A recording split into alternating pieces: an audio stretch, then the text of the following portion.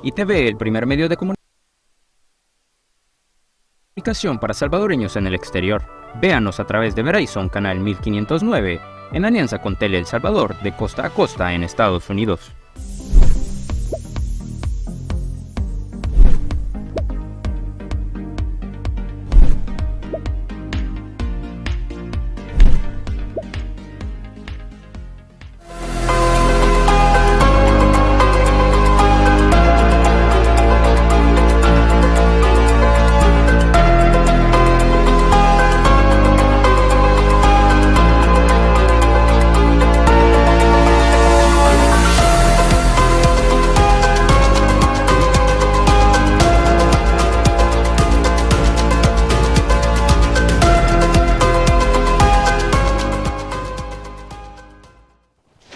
Un gusto saludarles, bienvenidos a De Cerca de ITV El Salvador, el primer medio de comunicación para salvadoreños en el exterior. Gracias también a los que nos sintonizan a través de Verizon en el canal 1509 en alianza con Tele El Salvador de costa a costa en los Estados Unidos, y también a los que nos siguen en las distintas plataformas de redes sociales como ITV El Salvador. Hoy vamos a hablar sobre temas de tendencia política, legislativa y también electoral.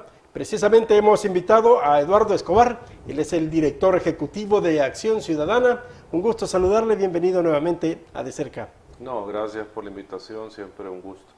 Bien, ayer 3 de diciembre comenzó ya oficialmente la campaña para candidatos a la Asamblea Legislativa. ¿Cómo ve usted este inicio de campaña y las expectativas que se tiene hasta el momento? Bueno, nosotros estamos realizando un monitoreo de propaganda electoral en televisión, radio, prensa escrita, vallas publicitarias y redes sociales. Vamos a ver cómo se comportan los partidos y candidatos con este inicio de la campaña. Y digo que vamos a ver cómo se comportan porque la campaña presidencial que comenzó hace más de un mes, tenemos 2 meses de hecho lleva la campaña, tenemos un comportamiento, digamos, atípico de los partidos y candidatos. O sea, no es como las campañas electorales anteriores, donde partidos y candidatos presidenciales pues tienen mucha propaganda en los diferentes medios de comunicación. En este caso no lo hemos visto. Entonces vamos a ver si esa tendencia o ese comportamiento se repite en la elección legislativa, en la campaña legislativa que ya comienza, o si aquí ya comenzamos a ver, digamos, una campaña electoral más en forma, más tradicional como se ha tenido siempre, donde los partidos y candidatos pues pautan bastante en los diferentes medios. Entonces, eso es, digamos, tal vez una primera valoración. Vamos a ver si cambia esa tendencia o si por el contrario, definitivamente ya la campaña electoral ya cambió. Ese monitoreo va a ser a partir del inicio oficial de la campaña, ¿y qué tipo de variables van a estar investigando, digamos? No, ya comenzamos, o sea, el monitoreo viene desde el mes de agosto. Desde que comenzó la campaña presidencial oficial. No, la campaña presidencial comenzó en octubre. Entonces, nosotros lo hacemos desde agosto para medir propaganda anticipada. Entonces ese monitoreo se sigue dando. Ya a esta altura se tienen recopilados los datos del mes, este mes que acaba de concluir, del mes de noviembre. Próximos días vamos a dar a conocer los resultados de este mes de campaña, porque ya dimos a conocer el resultado de agosto, septiembre y octubre. Ya dimos esos datos y vamos a, digo, en un par de días vamos a dar a conocer los resultados del monitoreo del mes de noviembre. Y como digo, vamos a descubrir si hay un cambio en la tendencia en este mes que ya comienza la campaña electoral legislativa, o si se mantiene lo que hemos visto en estos meses de campaña presidencial. Ese monitoreo incluye, investigación cuantitativa, cualitativa, ¿cuánto es posiblemente la inversión que hayan hecho o cómo? Bueno, lo que hacemos es que se contrata una empresa que tiene un sistema de monitoreo de pauta publicitaria.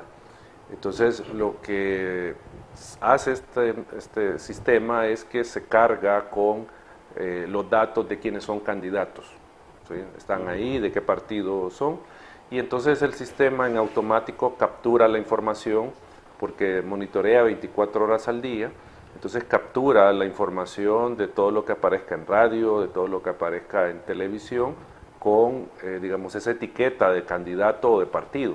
Entonces el sistema lo carga, como se dice popularmente, lo jala a la base de datos y ahí luego se le asigna manualmente el valor digamos, de lo que los medios han declarado vale esa propaganda. Por ejemplo, aparece una propaganda a las 8 de la noche en un canal determinado, entonces ya se tiene, digamos, la tarifa. ¿Cuánto cuesta ese anuncio a esa hora en ese medio?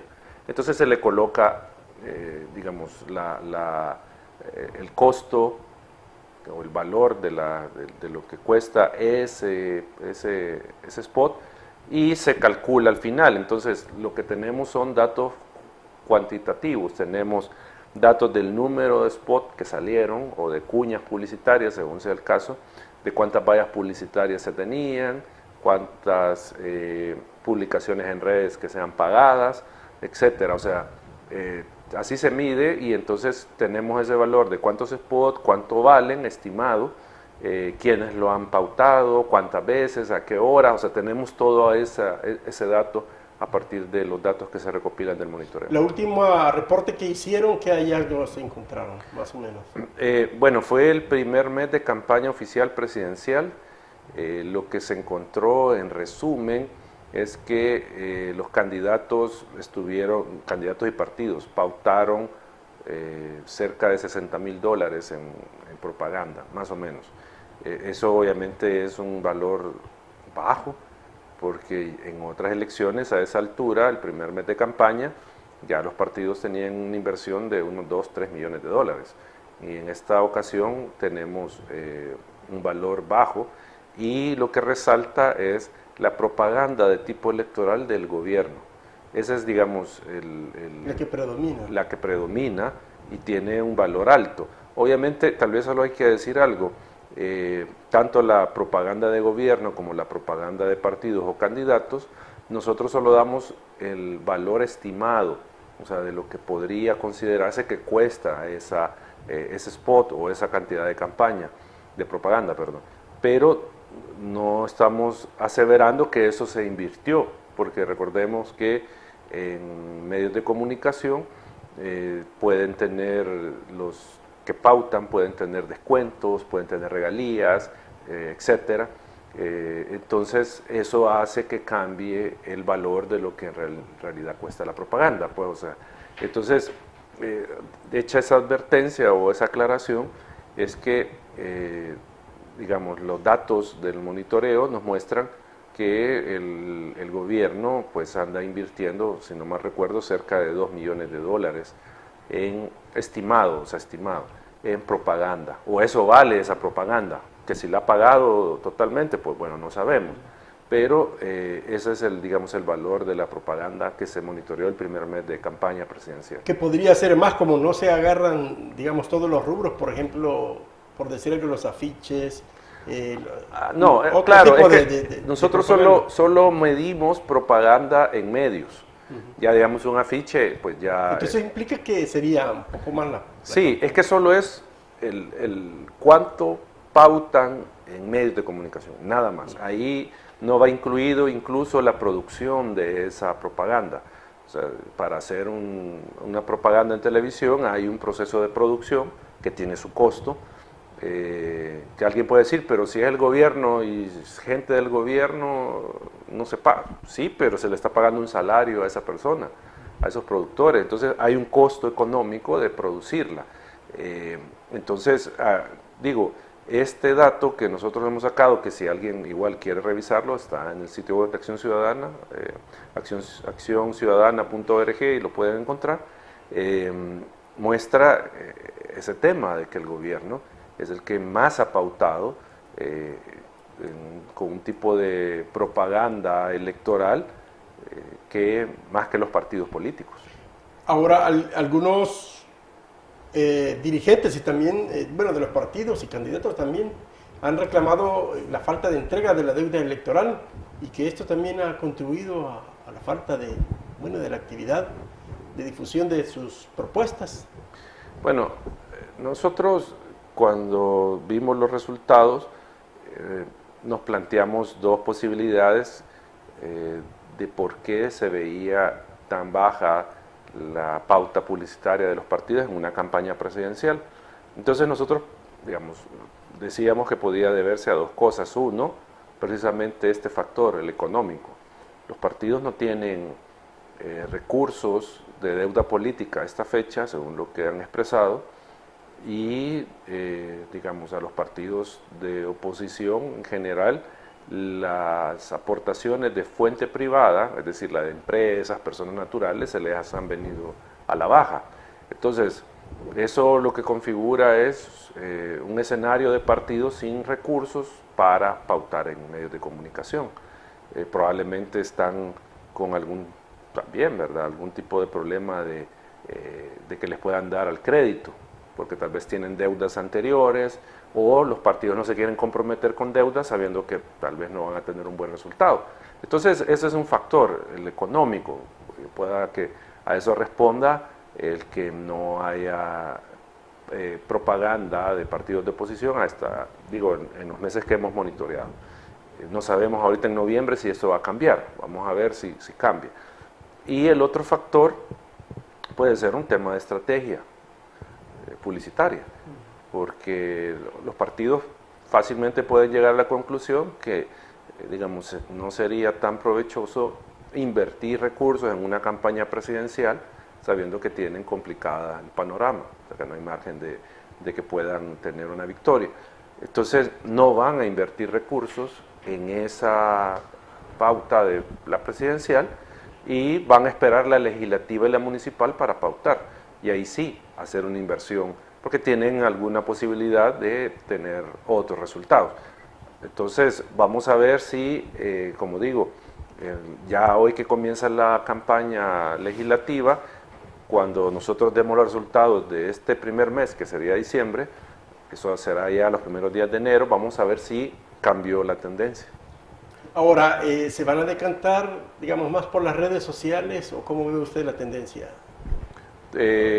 No sé, habrá que ver. Obviamente redes sociales tiene una ventaja, que es el costo. El costo es mucho menor que el que usted pueda tener en televisión, por ejemplo. Y en redes sociales ese costo menor incluso puede llevar hasta un video. O sea, puede tener sonido, movimiento, etcétera, y a un costo menor. Pero habrá que decir que al menos el dato que nosotros tenemos, donde más invirtió, por ejemplo, el gobierno, fue en televisión.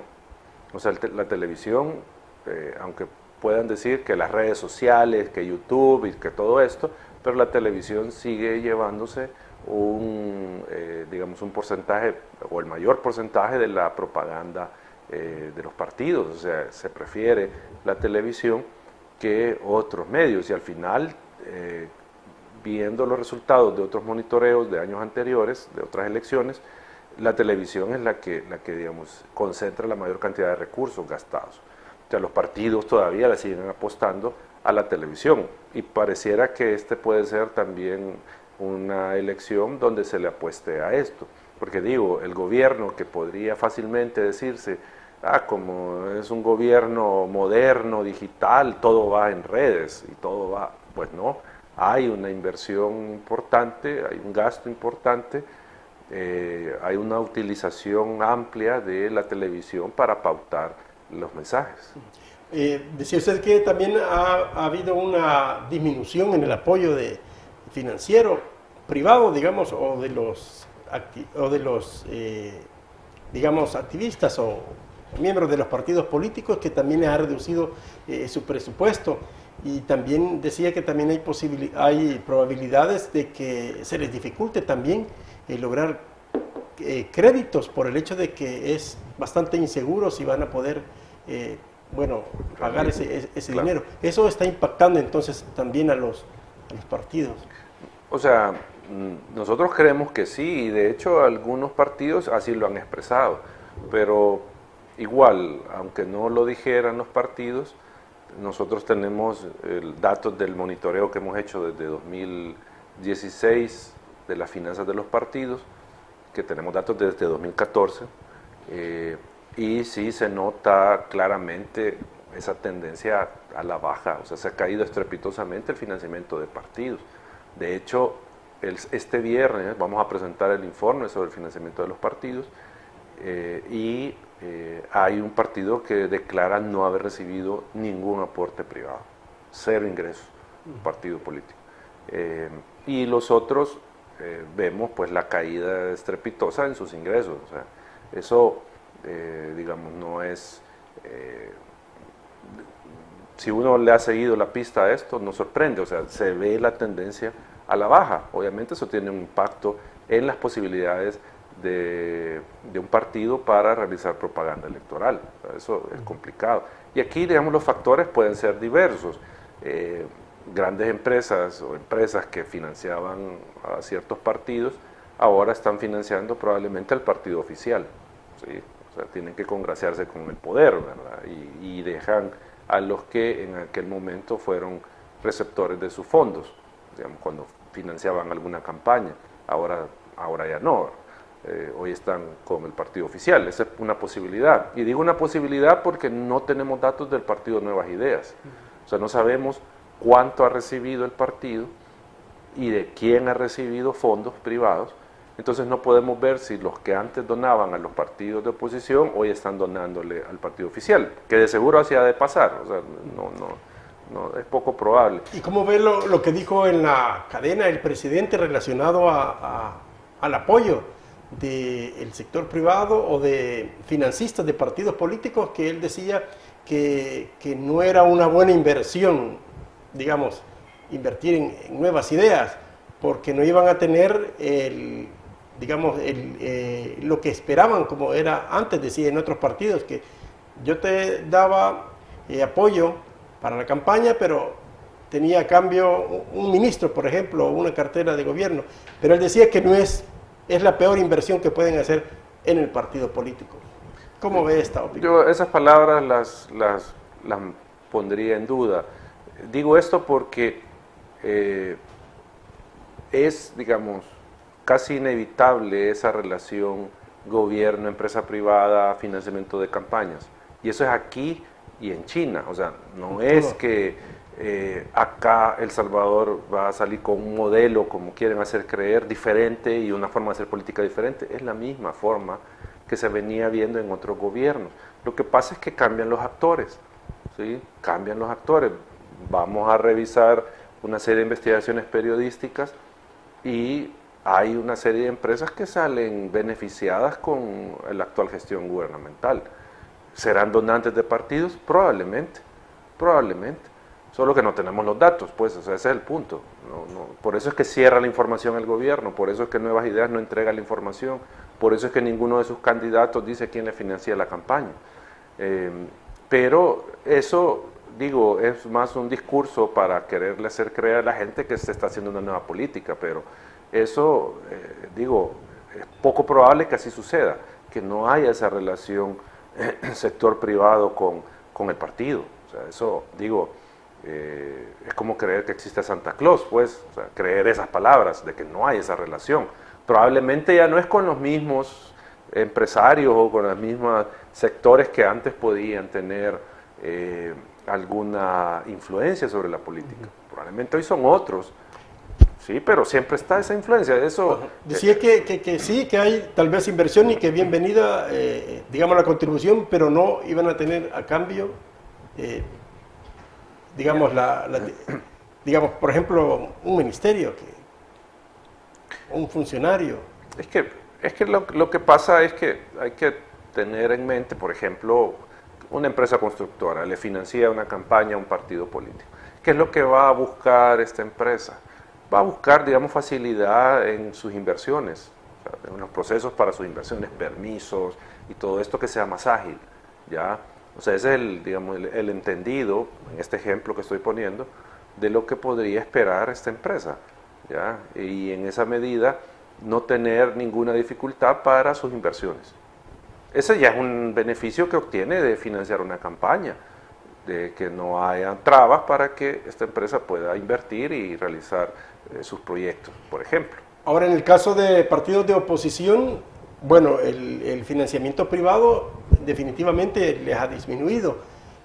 Solo están pendientes o tal vez esperando el apoyo de la deuda electoral.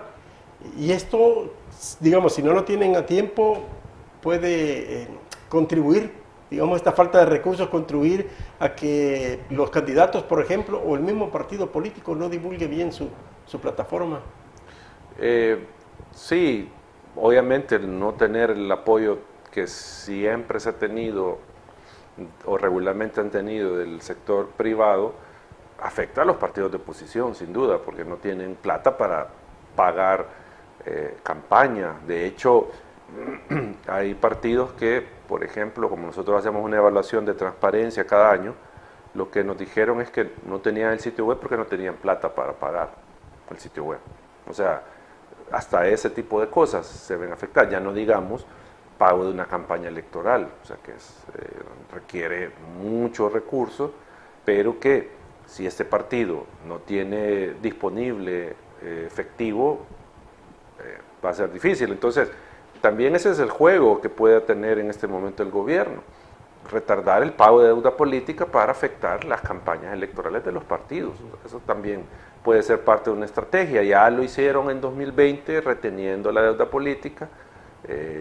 Ahora se está repitiendo, por lo que nos han comentado los partidos, se está repitiendo el escenario.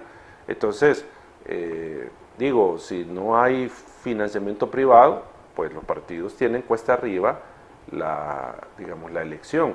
Y esto configura condiciones no equitativas en la contienda. O sea, tenemos el partido Nuevas Ideas que tiene, digamos, pueda tener bastante financiamiento privado, pueda tener disponible recursos estatales para su utilización, su beneficio, mientras que los otros partidos no lo tienen. Obviamente esto es algo que se repite en cada elección presidencial. El partido oficial tiene, digamos, puede tener más recursos, puede usar los recursos estatales también para beneficiarse. Cuando digo usar los recursos estatales no estoy diciendo necesariamente que agarren dinero y que no. O sea, la inauguración de una obra, por ejemplo, que es algo que le compete al gobierno, al Estado, utilizarla electoralmente para beneficiar a un candidato, como ya estamos viendo con la utilización de las cadenas nacionales, por ejemplo. Eso es para hacer propaganda electoral. Entonces, ese tipo de cosas son las que, digamos, se reflejan en los datos y que hacen ver que es una campaña desnivelada la que tenemos en este momento. El Tribunal Supremo Electoral dice uno de sus magistrados que no puede obligar a Hacienda, digamos, a entregar la deuda. Es debatible, hay quienes sostienen que sí, hay quienes sostienen que no, habría que digamos, verificar eso. El punto es que el que está obligado inicialmente para hacer ese pago es el Ministerio de Hacienda. A esa entidad es la que hay que obligar a que pague la deuda política. Ya, como digo, habrá que ver si puede ser la vía administrativa por medio del tribunal o una vía judicial para que el ministerio pague, ¿verdad? Porque ese es el obligado a pagar. El tribunal tiene la obligación de emitir los certificados de resultados, ¿sí? Las certificaciones de que el partido obtuvo tantos votos, etcétera, emitirlos en la forma que le es útil a los partidos para solicitar la deuda política, porque eso es lo que decía gente de partidos. No estaban emitiendo los certificados como los estaba pidiendo Hacienda.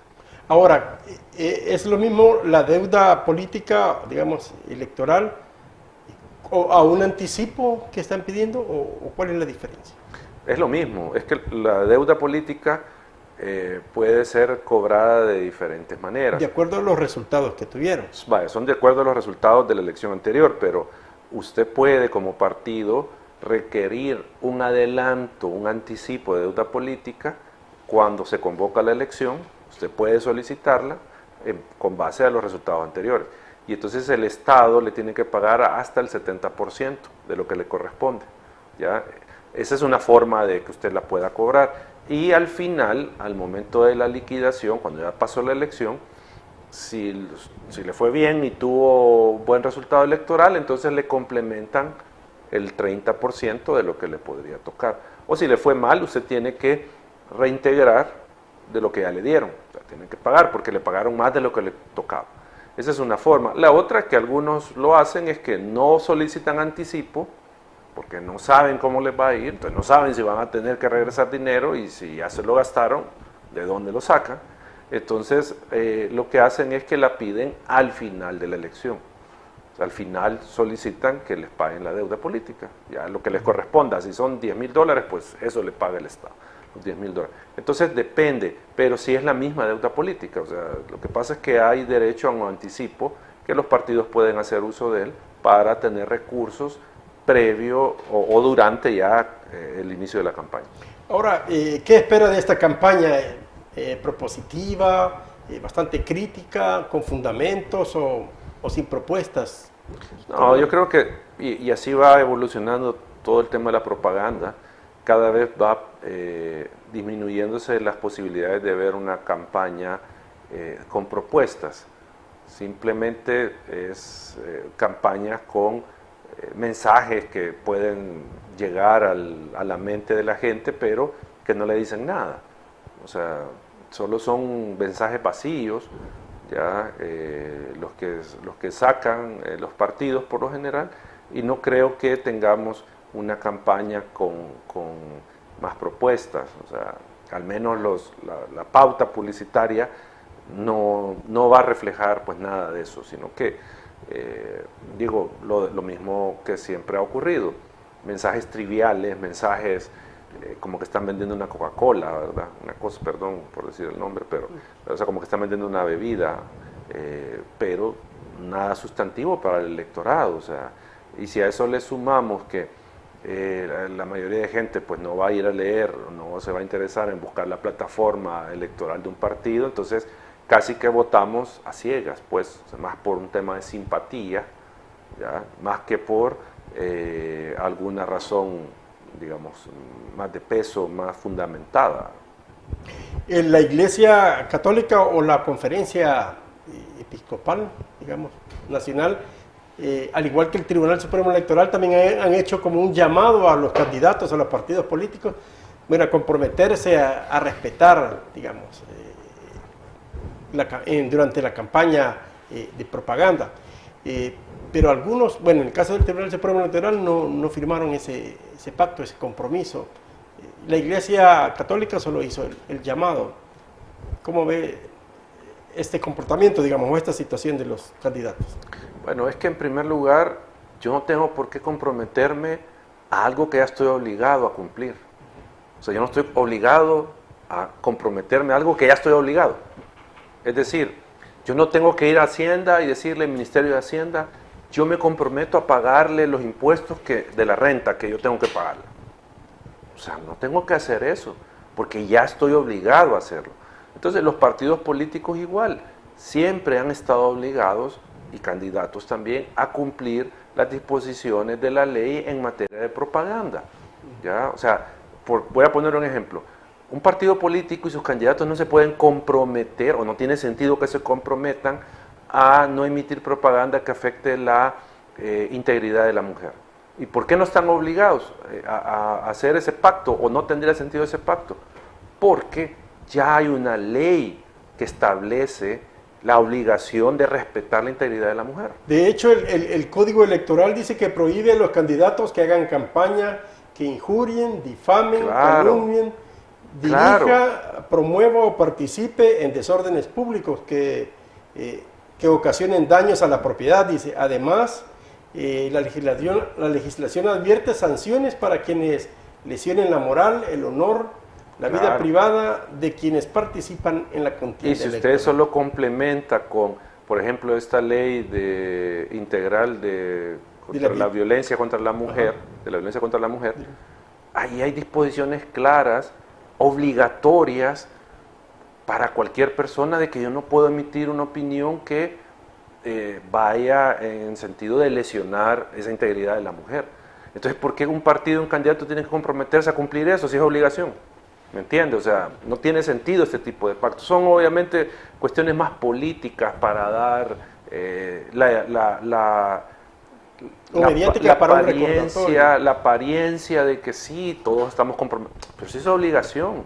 Eso es obligación. Yo estaría de acuerdo, y en esa medida, pues, digo, que un partido no haya firmado o que haya firmado o no ese pacto es irrelevante en ese sentido, porque está obligado, firme o no ese pacto, está obligado a cumplir la ley, está obligado a no ofender, a no difamar, a no calumniar a nadie, está obligado, ya, pero firme o no.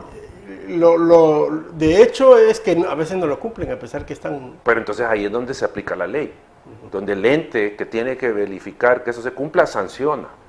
Ese es el punto, o sea, por eso mismo, digo, y esto es algo que siempre se ha hecho en la política salvadoreña, pero que es absurdo, estarse comprometiendo a cumplir algo que ya estoy obligado a cumplir.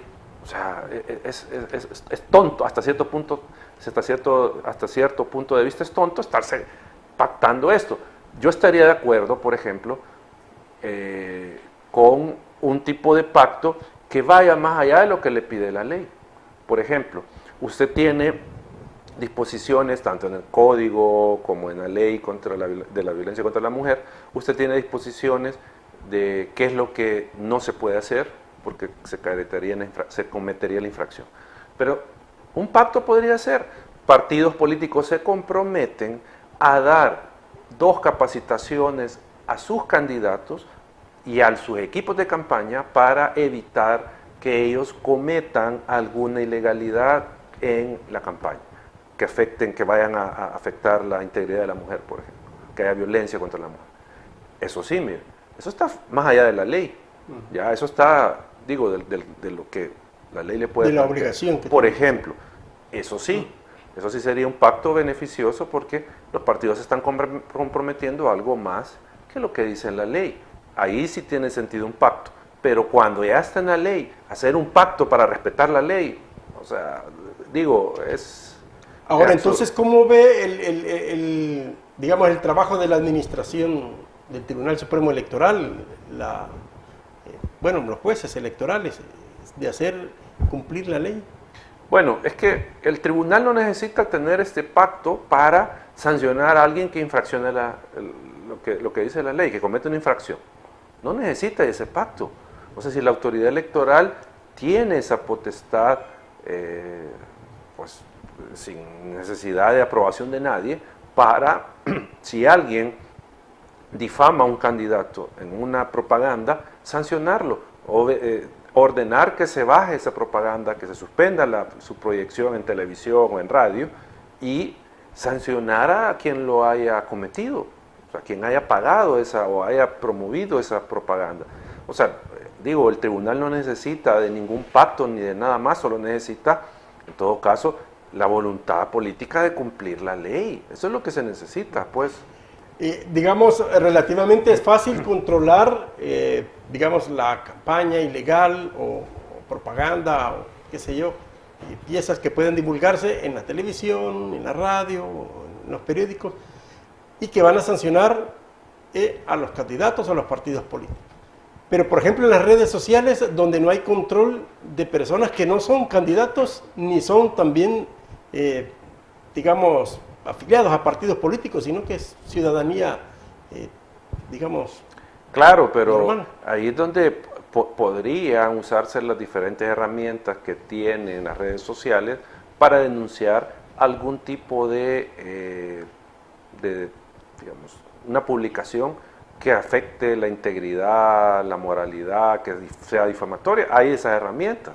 E incluso, por ejemplo, sé de algunos casos donde la autoridad electoral pueda tener alguna relación con estas empresas de redes sociales para decirle, mire, estamos en campaña electoral, estas son las reglas de publicidad y si hay alguna violación a este tipo de normas, nosotros le vamos a hacer saber qué publicaciones son las que están afectándose y para que las quiten, pues, o sea, porque infringen las normas. O sea, digo, habría que buscar los mecanismos para que la autoridad electoral pueda tener un poco más de control sobre este tipo de publicaciones que no corresponden a un partido, a un candidato, e incluso investigar, porque ¿qué tal que yo soy candidato, partido y tengo un troll center? Y ese troll center es el que se encarga de atacar a mis candidatos, a los candidatos de la oposición, y estamos usando recursos de mi campaña para pagar esos troll centers, tener gente que esté pagada para estar haciendo calumnias y todo. O sea, esa es una infracción también a la ley, pero habría que investigar quiénes están detrás de, digamos, de este tipo de granjas de troles, que son las que por lo general hacen este tipo de ataques. Ahora, también cómo garantizar también, o no sé si el Tribunal Supremo Electoral también tiene esa potestad de sancionar a una persona, pues. Tiene, en la ley no solo se restringe a partidos y candidatos, sino que a particulares. Ya tiene esa posibilidad. Obviamente se vuelve un tanto más difícil cuando es un troll, ¿verdad? O sea, cómo saber quién es la persona física que está detrás. Ya es más difícil, no digo que imposible, pero es más difícil dar eso. Pero la ley también contempla a particulares, o sea, no solo se refiere a partidos políticos, sino que se refiere también a personas que pueda que no estén afiliadas ni vinculadas a un partido. Bien, vamos a hacer la primera pausa a través de ITV El Salvador, mientras nos tomamos nuestro café Don Onofres, sabor que transforma vidas. Ya regresamos.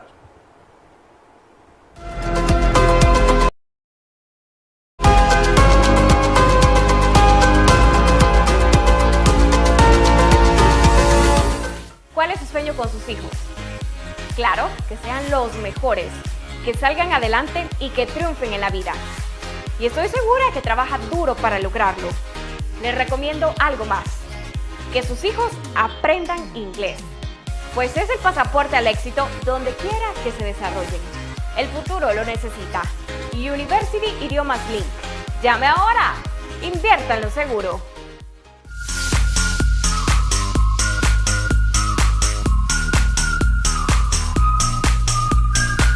¿Qué tal amigos? Les saluda Giovanni Mata, fundador y presidente de Global Processing Network, una empresa para la comunidad fundada desde 2020 para ayudar a las personas y empresas a generar todo tipo de trámites que usted necesite. Le ayudamos con los permisos para usted poder construir o poder renovar su casa o poder construir una propiedad comercial. Le ayudamos con los permisos para su licencia de mejoras del hogar en el condado de Suffolk y Nassau en Long Island, y también le ayudamos a abrir corporaciones en todos los Estados Unidos, los 50 estados. Así que estamos a su orden, puede contactarnos a la información que usted verá en pantalla y será un gusto atenderles.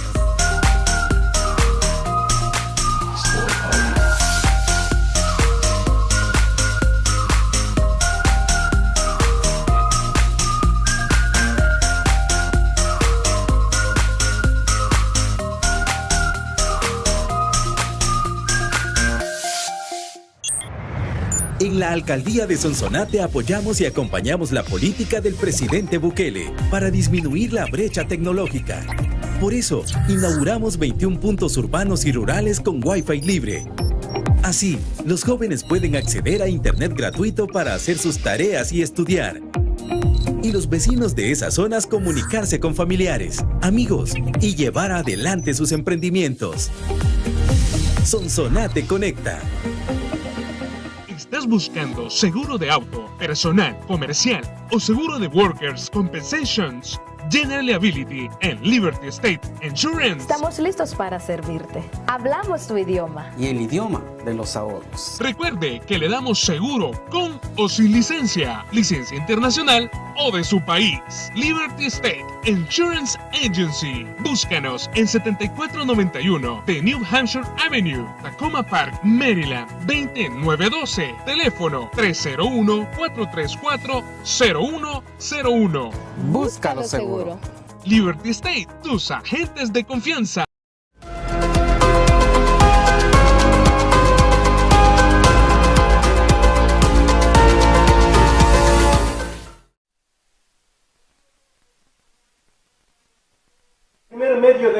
comunicación para salvadoreños en el mundo. Bueno, vamos a hablar sobre las recientes divulgación e investigación que ha realizado Acción Ciudadana, y específicamente es un informe sobre la operatividad y eficacia de la Fiscalía General de la República. Coméntenos en qué consiste este estudio y los objetivos que lleva. Bueno, Acción Ciudadana desde el 2019 viene dándole seguimiento en este caso, al desempeño de la Fiscalía General de la República, a efecto de determinar, digamos, si tiene un adecuado ejercicio de sus facultades para perseguir el delito, es decir, si es efectivo en la investigación, si es efectivo en digamos, la persecución penal, en judicializar los casos de delitos que le llegan a su conocimiento. Entonces, este es el tercer reporte que se hace, buscando, como digo, determinar este tipo de situaciones. En este caso, lo que encontramos de nuevo es una efectividad baja de la Fiscalía en relación al número de casos que se inician en el año. ¿Sí? Es decir, hay más o menos un porcentaje del 10% de casos que al final obtienen una respuesta judicial. Es decir, que fueron a juicio, que hubo una condena, ¿sí? Por ejemplo, mientras que el 90% de casos no obtienen ninguna respuesta del sistema de justicia. Es decir, de cada 100 casos, 9 se quedan sin respuesta, 10 tienen alguna respuesta del sistema judicial. Y eso, digo, son datos que pueden reflejar la situación real de la justicia en El Salvador.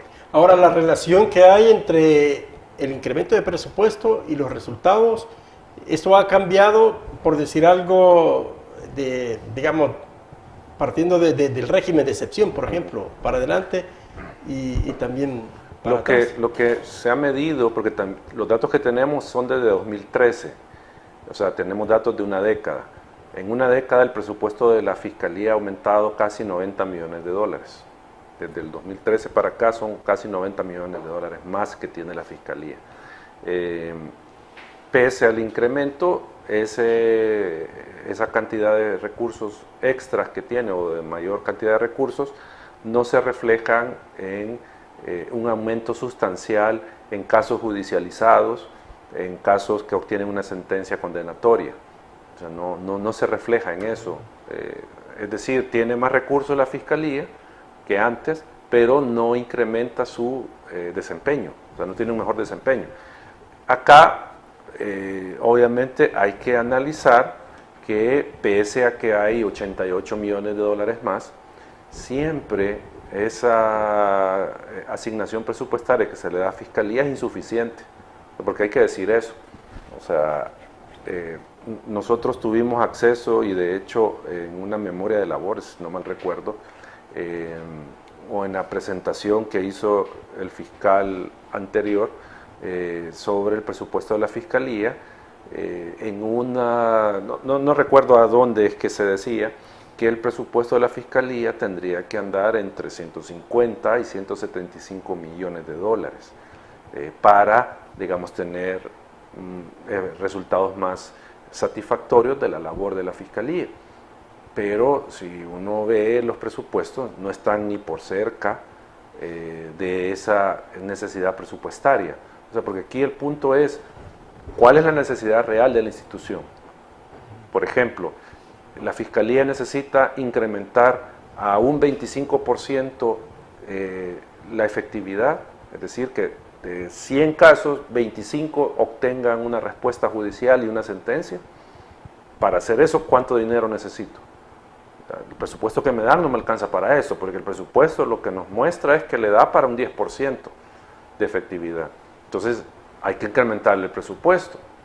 Y ahí es cuando uno dice, bueno, es un poco contradictorio que el gobierno, su política estrella es el tema de seguridad, pero tenemos una Fiscalía que no tiene los recursos suficientes para investigar adecuadamente el delito. Ahí hay una contradicción. El que se dice, sí, el plan de control territorial y el combate a la corrupción, combate a la delincuencia, pues sí, pero el órgano que es el que tiene que investigar el delito no tiene los recursos, entonces, ¿cómo va a funcionar ese plan? Se escuchó en algún momento también al ministro de Seguridad, si mal no recuerdo, que decía de que ahora el índice, digamos, de impunidad se había revertido, que antes era, digamos, el 80%, solo el 20% llegaban a los tribunales y habían resultados, pero ahora había sido al contrario. Fíjese que nosotros, le cuento, los informes anteriores, los dos anteriores, se habían hecho con datos de la Fiscalía, pero datos que proporcionaba la Fiscalía por medio de un convenio que teníamos entre Fiscalía y Acción Ciudadana. Entonces nos daban una serie de información, bastante información, para realizar el informe. Esta vez la Fiscalía no nos entregó la información. Lo que nos dijo es, ahí están las memorias de labores, vayan ahí están los datos, que por cierto no están todos los datos que nosotros utilizamos. Pero esto que estamos comentando se extrae a partir de los datos de las memorias de labores de la Fiscalía. No estamos inventando datos, son los datos que tiene la Fiscalía en sus estados de sus memorias, perdón, de labores del año.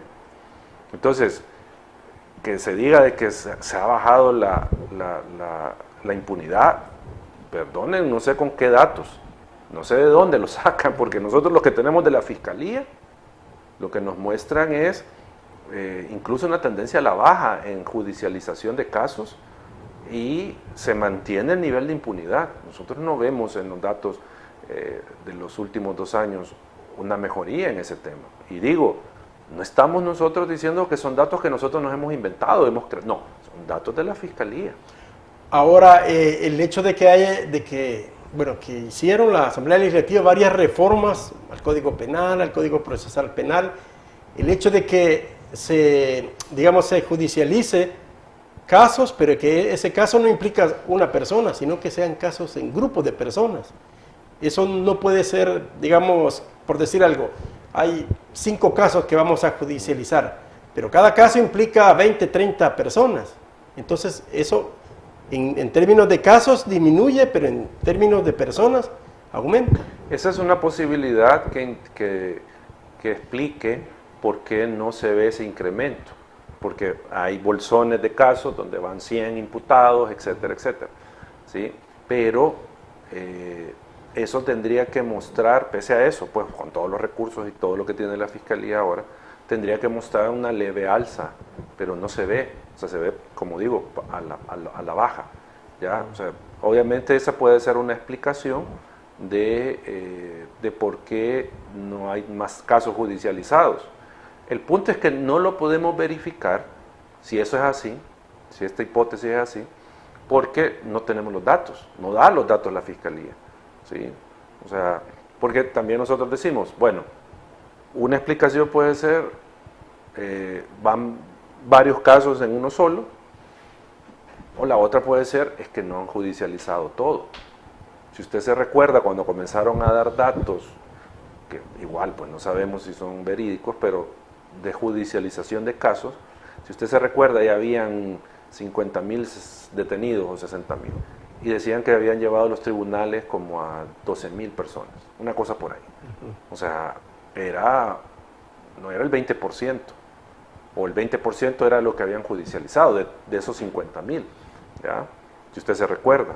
Entonces, el punto acá es que habría que tener más datos para explicarnos por qué el desempeño entonces no es mejor, ¿ya? Porque si es este el caso, pues bueno, o sea, teniendo en mente los casos extras que se derivan del régimen de excepción, ¿sí? Pero recordemos que la Fiscalía año con año tiene una serie de casos iniciados que no tienen nada que ver con el régimen de excepción, son otros delitos, son otras cosas, ¿ya? Entonces, a los casos tradicionales más los del régimen de excepción, pero se tendría que ver alguna alza, por mínima que sea, pero alguna alza en en todos estos indicadores que no se ven. Ahora, estos indicadores también se han investigado, por ejemplo, en el sistema judicial, la Corte Suprema de Justicia, que recibe ese tipo de casos y lleva los procesos, las sentencias o los resultados que hayan. Fíjese que no, porque en el caso del órgano judicial se solicitaron también estos datos para ver cuántos casos había recibido y todo esto.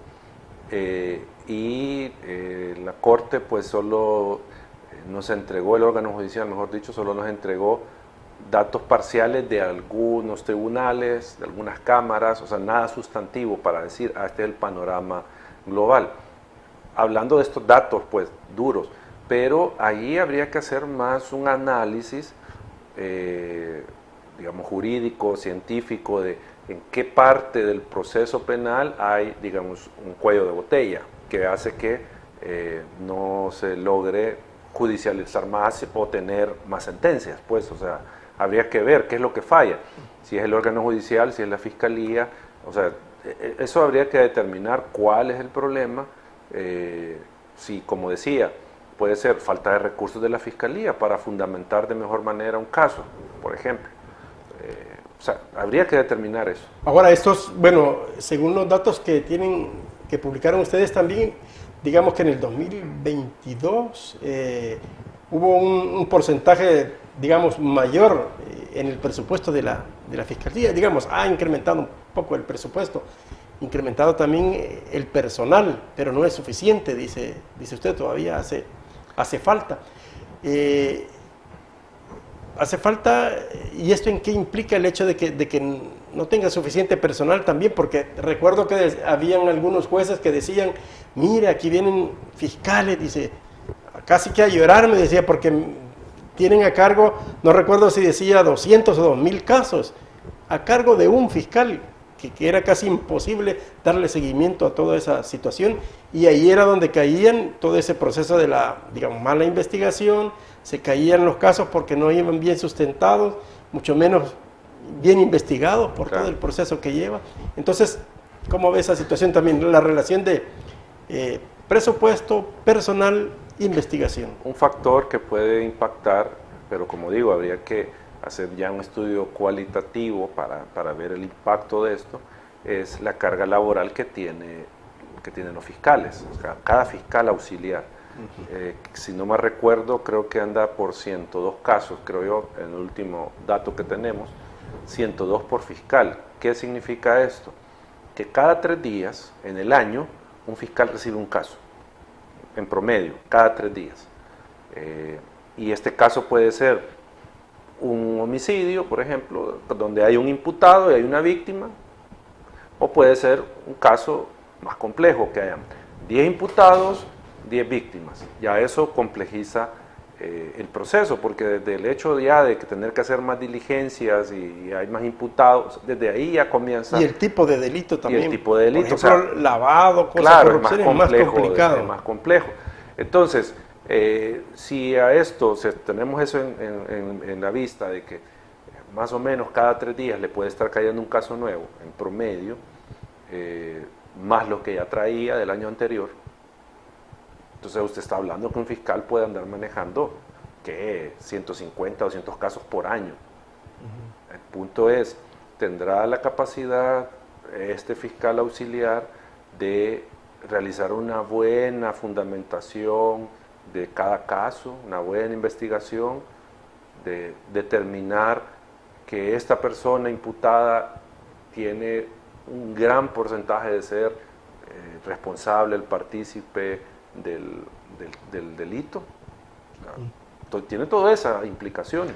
Entonces, obviamente lo que podría uno a simple vista, así haciendo cálculos, decir, es un poco complicado esperar una investigación de calidad con ese nivel de carga laboral. O sea, digo...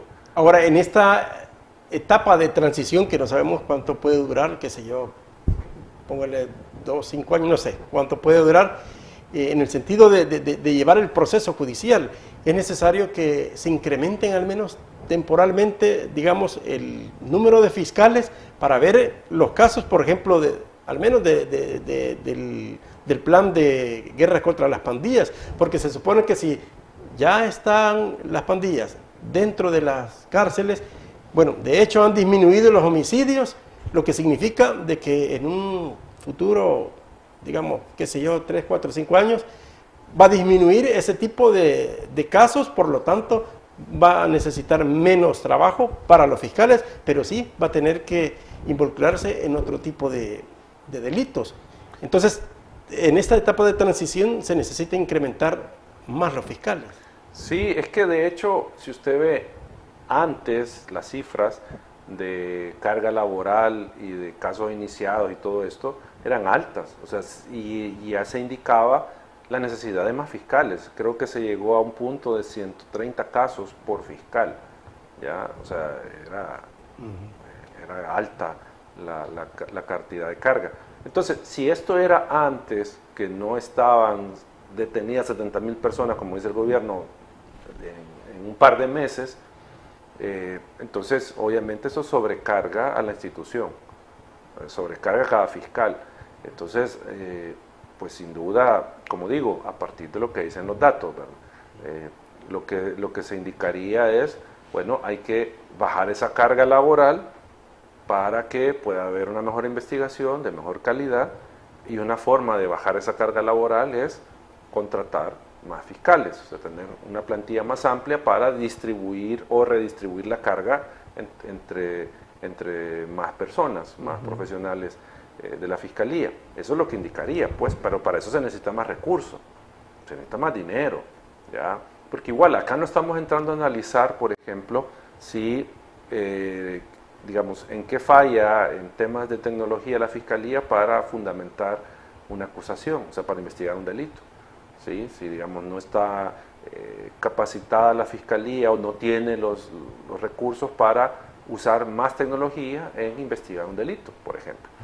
Eso puede ser otro de los aspectos que haga o que retrase más el tema de la investigación, porque nos comentaba alguien que había laborado en la fiscalía, nos decían, mira, si es que la mayoría de homicidios, y esto lo han dicho varios profesionales de la materia penal, la mayoría de homicidios, o lo que busca la fiscalía es un testigo, y con eso se fundamenta la acusación, no la prueba técnica, porque la prueba técnica implicaría balística, todo eso. O sea, de laboratorio e investigación. Laboratorio, eso tiene un costo, obviamente, mientras que el tema de un testigo es más fácil, o sea, en teoría es más fácil tener a alguien que diga, sí, yo vi cuando él sacó el arma y le disparó, y todo eso.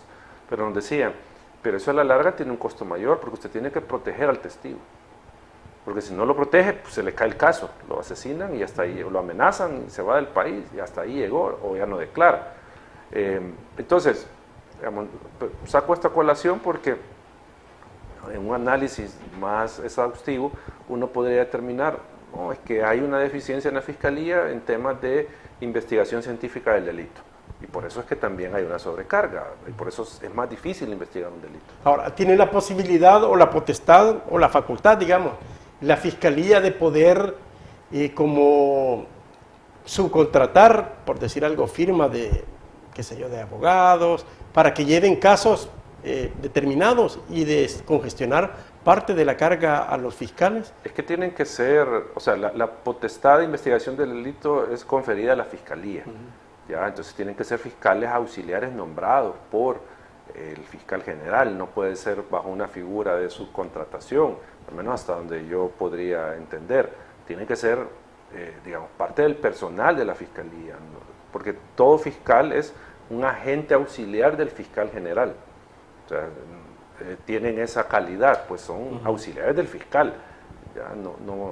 Y por lo tanto están subordinados al fiscal, tienen esa relación de dependencia, mientras que una contratación de este tipo, que digo, entiendo que no se puede hacer, carecería de esa naturaleza, ¿verdad? Que es la fiscalía la que investiga. Pero yo creo que el punto es, al final, hacer esta evaluación, que probablemente la fiscalía sí la tenga clara, saben a dónde es que les aprieta el zapato, saben qué medidas se podrían tomar para, digamos, mejorar esos indicadores, tendría que plantearse, digamos, si en serio se está pensando en la seguridad de la gente, en la seguridad del país, pues dotarle de los recursos a la Fiscalía para solucionar estas brechas que hemos observado.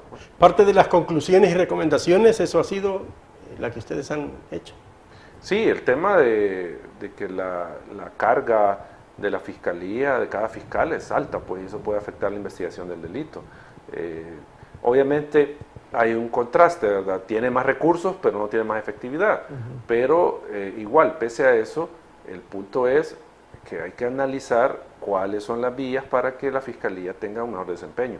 Porque al final, esto no es un tema solo de abogados, sino que es el tema de la persona que fue víctima de un delito y que el sistema de justicia no le respondió. No encontró, no detuvo al responsable, no hubo reparación del daño, no hay condena contra esta persona que ejecutó el delito y entonces yo salgo perdiendo, ya sea con mi vida, con mi queda salud, en la impunidad, digamos. Queda en impunidad o con mis bienes, ¿verdad? O sea, de eso se trata al final, no es un tema de abogados. ¿Y ustedes han visto también que hay alguna relación o alguna coordinación, digamos, más efectiva entre la Fiscalía y también el sistema judicial en el sentido de operativizar mejor los casos? No medimos esos aspectos que son, digamos, más cualitativos, ¿verdad? De ver el tipo de relación que hay, si es ágil o no es ágil, digamos, no medimos eso, era más los resultados de la Fiscalía, más en ese sentido. Bien, vamos a hacer la siguiente pausa. Al regresar vamos a hablar, bueno, sobre las expectativas también del voto en el exterior, el enfoque de la campaña que esperan ustedes que hagan los candidatos y los partidos políticos, y también algo sobre otros trabajos que van a presentar próximamente de parte de Acción Ciudadana. Ya regresamos.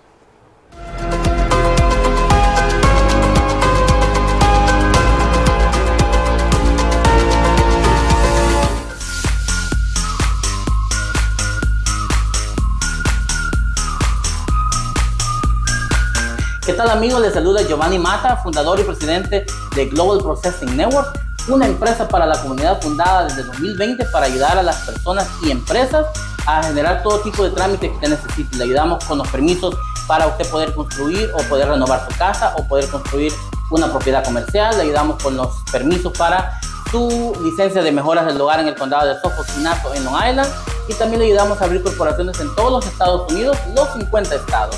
Así que estamos a su orden, puede contactarnos a la información que usted verá en pantalla y será un gusto atenderles.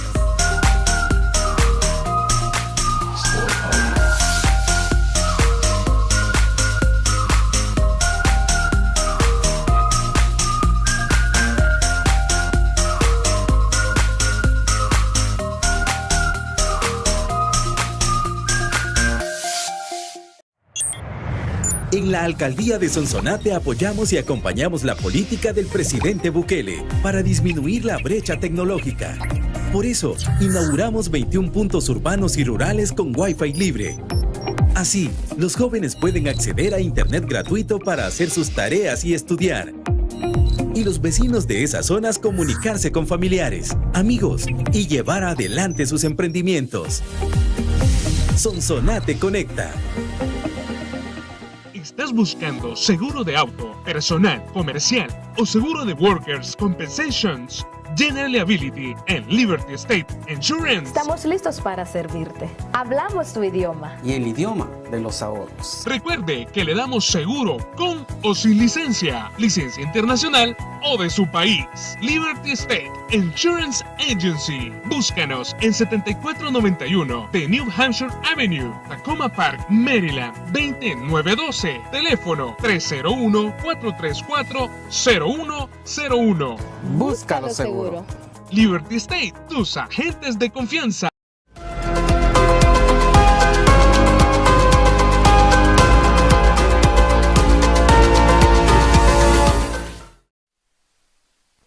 En ITV, el primer medio de comunicación para salvadoreños en el mundo.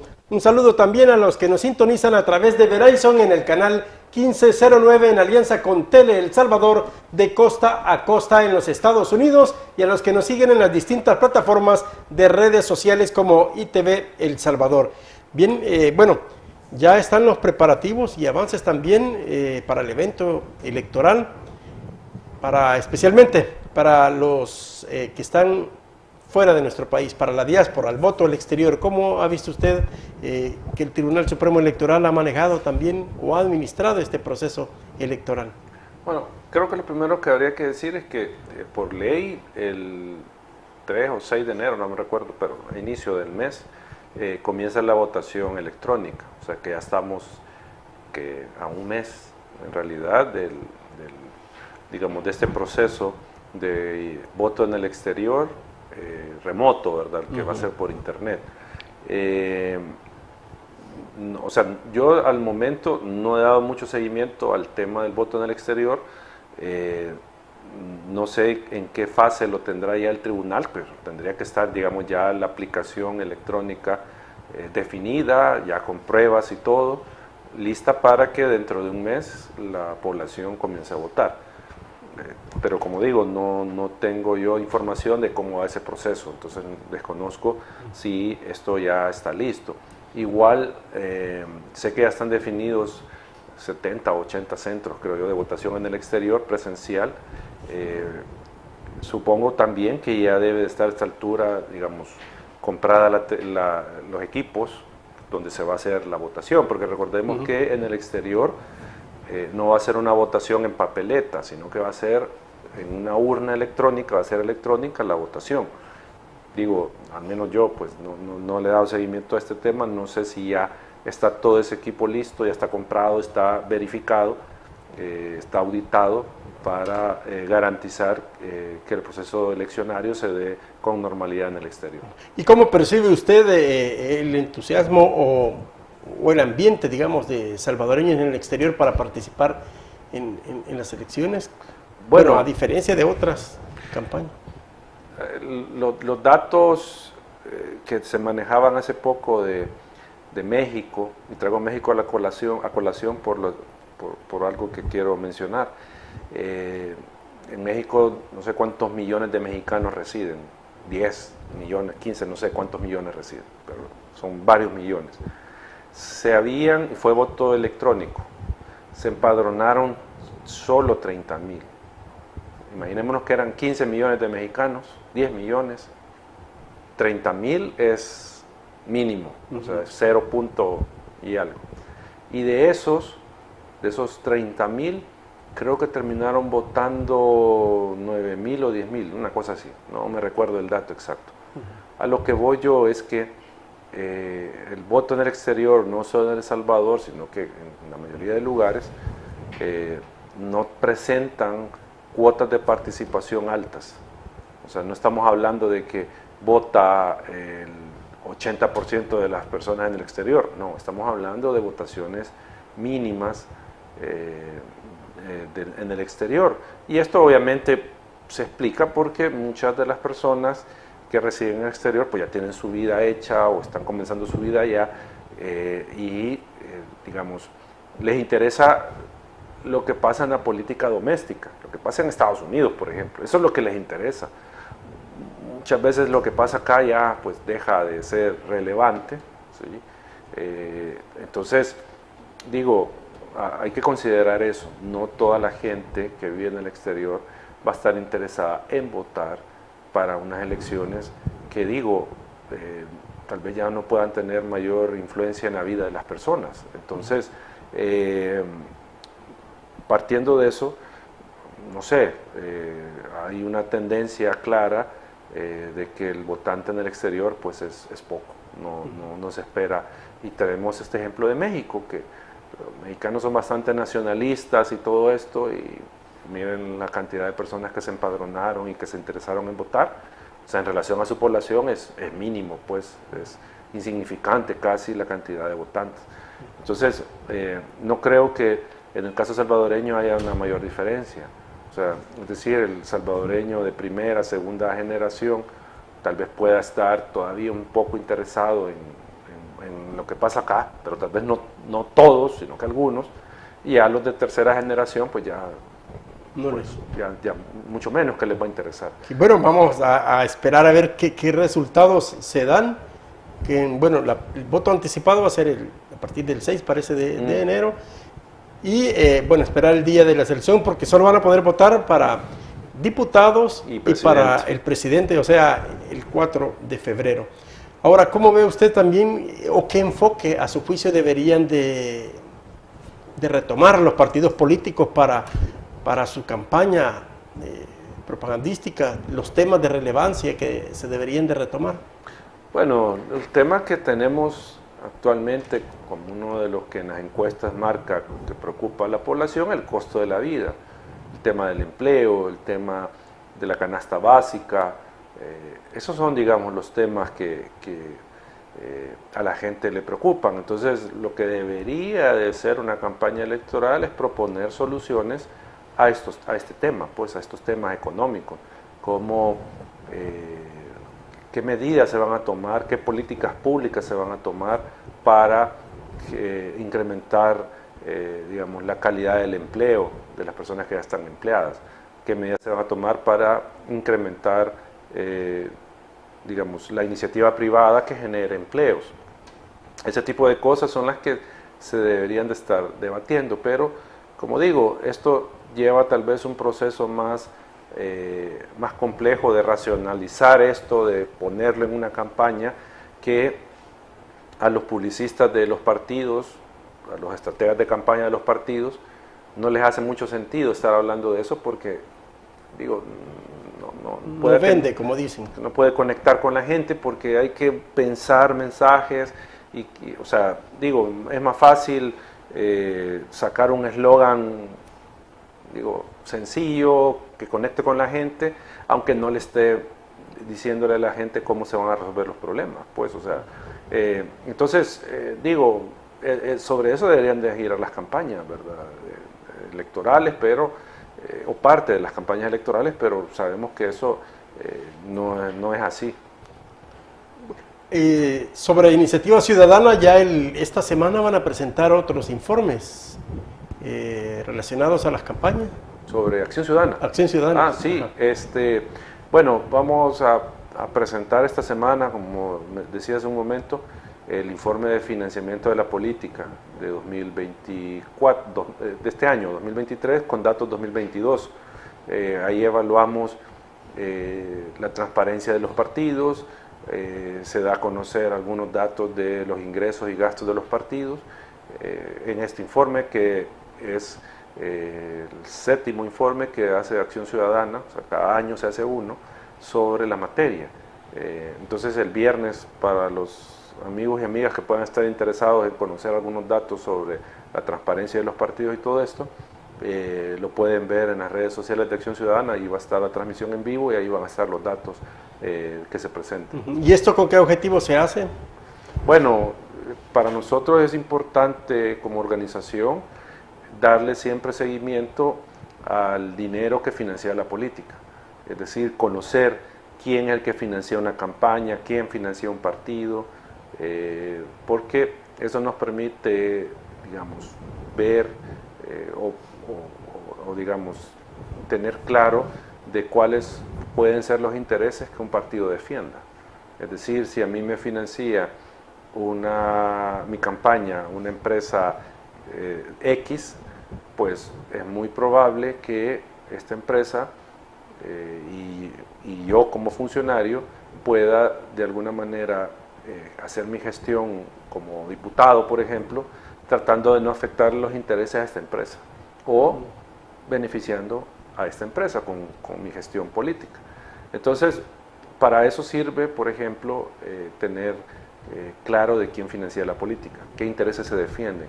También sirve para saber si no se está financiando una campaña con fondos del crimen organizado, si no se está financiando una campaña con recursos estatales, o sea, que se están desviando, fuera de los de la deuda política, se están desviando para financiar una campaña electoral, que eso es obviamente un delito.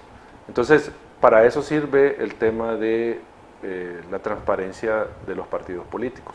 También permite ver el estado financiero del sistema de partidos. Si tenemos un sistema de partidos que tiene deudas, un sistema de partidos quebrado económicamente, o qué tipo de sistema de partidos tenemos. También para eso sirve.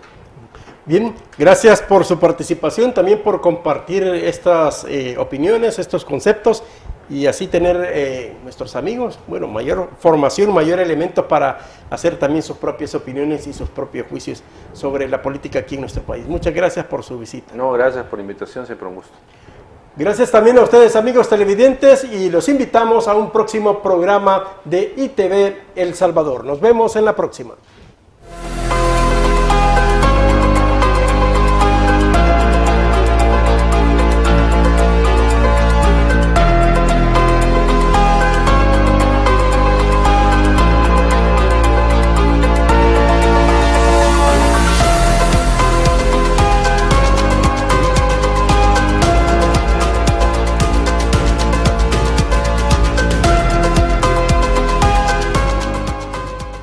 Buscando seguro de auto, personal, comercial o seguro de Workers' Compensations, General Liability en Liberty State Insurance. Estamos listos para servirte. Hablamos tu idioma. Y el idioma de los ahorros. Recuerde que le damos seguro con o sin licencia, licencia internacional o de su país.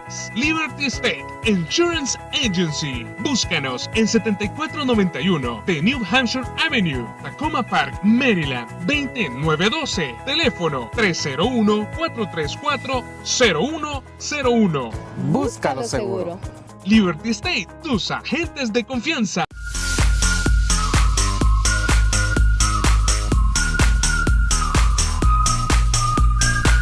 ¿Qué tal, amigos? Les saluda Giovanni Mata, fundador y presidente de Global Processing Network, una empresa para la comunidad fundada desde 2020 para ayudar a las personas y empresas a generar todo tipo de trámites que usted necesite. Le ayudamos con los permisos para usted poder construir o poder renovar su casa o poder construir una propiedad comercial. Le ayudamos con los permisos para su licencia de mejoras del hogar en el condado de Suffolk y Nassau en Long Island, y también le ayudamos a abrir corporaciones en todos los Estados Unidos, los 50 estados. Así que estamos a su orden, puede contactarnos a la información que usted verá en pantalla y será un gusto atenderle.